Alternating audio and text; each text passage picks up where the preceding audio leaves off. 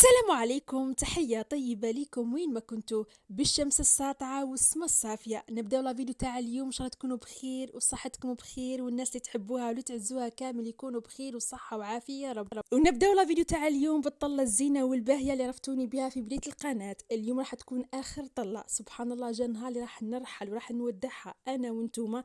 راح توحشوها لكن انا راح نتوحشها اكثر منكم، لانه كانت مونستني طيلة عام وشهرين اللي فاتوا في رمشة عين. سبحان الله دخلتها بدمعة عين ودرك راني خارجة بفرحة، لكن الحسرة في القلب راح تكون لأنه الإنسان راح يوالف يوالف بالرغم الظروف والسلبيات اللي كانت فيها، باعتبارها دوار صغير ومنطقة فلاحية وزراعية. بالرغم هذا تحديت وصبرت وقدرت انه نعيش ونخلق فيها تفاصيل ايجابيه.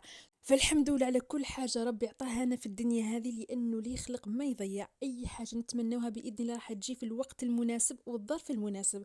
هنا كيما راكم تلاحظوا راني مع الرحله، كنت متمنيه انه نشارك لكم بعض التفاصيل اللي قادر تفيد الناس اللي عندها الرحله كي حالتي، ونمد لكم تجربتي مع الرحله والاخطاء اللي نطيح فيها. بطبيعه الحال نتوما ما تطيحوش فيها، معليش ما كتبتش في الوقت هذا لانه جات رحله مفاجئه وفي وقت قصير. لكن منه هكا إذا ولت الرحلة الخامسة راح نشارك لكم بعض التفاصيل، ولما لا هكا حتكون فيها بعض الاستفادة، لأنه كل وحدة والتجربة نتاعها مع الرحيل. بالرغم شعور الرحلة والكركبة اللي تكونوا فيها والحالة النفسية بعد أنه الإنسان يوالف في دار ويخرج ويدخل دار واحدة أخرى، يعني الشعور ما نتمنى حتى الوحدة. ومع ذلك نحمد ربي سبحانه لكل حاجة صغيرة أو كبيرة، سواء كيب لينا أو يعطينا أو يفرحنا، توجر نقولوا الحمد لله. مهم تكون الصحة لاباس.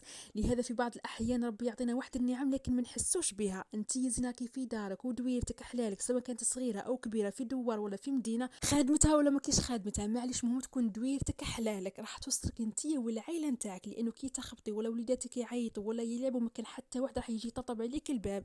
لأنه الشعور إنه يجي واحد يطبطب عليك الباب ويقول لك أعطيني المفتاح، هذا الشعور والله ما نتمنى أي وحدة. توجد نقولوا الحمد لله. إن شاء الله كل يوم ربي يرزقني وإياكم بالسكن الدائم وتكون حلالنا. قولوا امين يا رب. فقط راح نمد واحد النصيحه الجوهريه للناس اللي راها ترحل وتسكن كل مره في دويره، كي يجوا تخرجوا بالنيه الزينه بريحه نقاو بالفل حلو، لانه اللي حيجي يسكن بعدكم راح يدي صوره ايجابيه عليكم. لانه الانسان بطبيعته كيما يحب في داره حلاله كيما يحبها في دار الناس. والحمد لله خرج بالفل حلو وريحه البخور الله الله. وهكا نكون ودعت الدار والكوزينه اللي عرفتوني بها. ودرك هي الزينه نقول لكم مرحبا بكم في دار جديده وكوزينه جديده، ان شاء الله يكون فيها غير الخير والامور الايجابيه اللي دخلتها بريحه نقاء والحنه الحلينه. وبطبيعه الحال ما ننساش الفل حلو اللي راح نبارطاجي معاكم واحد الوصفه بزاف بنينه اللي هي كيكه التفاح، اللي نحتاجوا فيها غير زوج بيضات لازم يكونوا بدرجه حراره الغرفه. اذا عاد البيض تاعكم كبير تقدروا ديروا بيضه واحده. بطبيعه الحال ما ننساوش رشه الملح. بعدها راح نضيف نصف كأس من السكر وملعقة صغيرة من الفاني. بعدها راح نضيف أيضا نصف كأس من الزيت. ثم بعد ذلك نضيف أيضا نصف كأس من الحليب، لازم يكون دافي، هذا شرط أساسي هكا باه يذوب معنا السكر بالخف. بعدها نخلط المكونات غير بالفوي بهذه الطريقة، يعني مش راح نحتاج الباتور في الوصفة هذه. نخلط المكونات كامل حتى نشوفوا باللي الزيت والسكر والحليب دخلوا مع بعض ونسجموا هذيك الحبيبات تاع السكر كامل ذابوا بهذه الطريقة كما راكم تلاحظوا. ثم بعد ذلك نروح المرحلة الثانية راح نضيف فيها النواشف، اللي هي عبارة عن كأس ونصف من الفرينة. بطبيعة الحال هنا الكأس السعة نتاعو راها 220 مليلتر. بلا ما تنساو الكيس تاع الخميرة الكيميائية، الوزن نتاعها 10 غرام.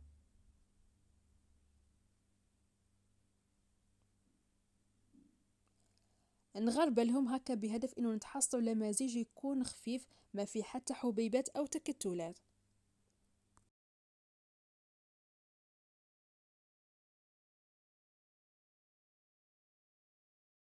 بعدها غير بالفوي نحاول ندخل مليح خليط الفرينة والخميرة الكيميائية في مزيج السوائل حتى نتحصل على هذا القوام تاع الخليط.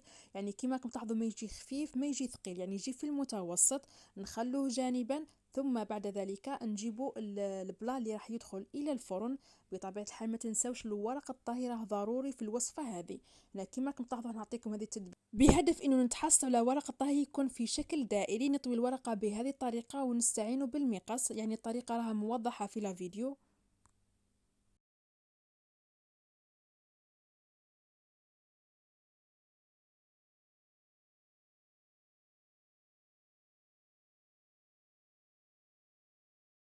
كيما راكم تلاحظوا اني تحصلنا على الشكل الدائري. بطبيعه الحال هنا البلاطو تاعكم لازم يكون مدهون بالزبده ومرشوش عليه شويه فرينه ونحطوا فوقه الورق تاع الطهي.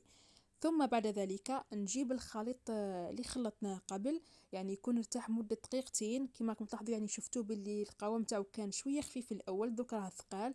نفرغه في الصينيه بهذه الطريقه. وهنا بعد ما فرغت الخليط كامل في الصينيه، في نفس الوقت راني قطعت زوج حبيبات تاع التفاح، قطعتهم شرائح، نحطهم بهذه الطريقه. كما راكم تلاحظوا راح يجي الشكل تاعها بزاف متحوف، يعني غير جربوها وعينيكم غمضين.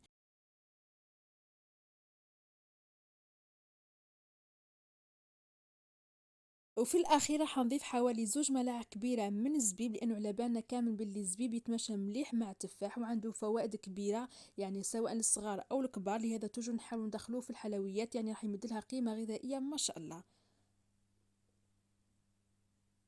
ونزيدو كذلك ملعقه صغيره من السكر، نحاول نرشه مليح على ذاك التفاح ولا ذاك الزبيب، راح يعطيها واحد اللون بزاف شباب، خاصه كي ندخلوها الطيب الى فرن يكون ساخن من قبل.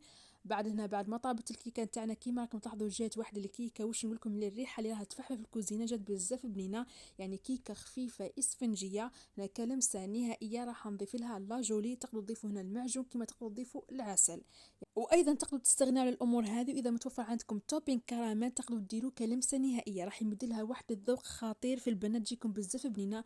للامانه انا جربتها قبل بالكراميل وجات ما شاء الله. هنا فقط كان مش متوفر عندي، درت لها فقط لاجولي كلمسه نهائيه، وفي الاخير زدت لها رشه خفيفه من السكر الناعم اللي زاد النص في الكيكه هذه.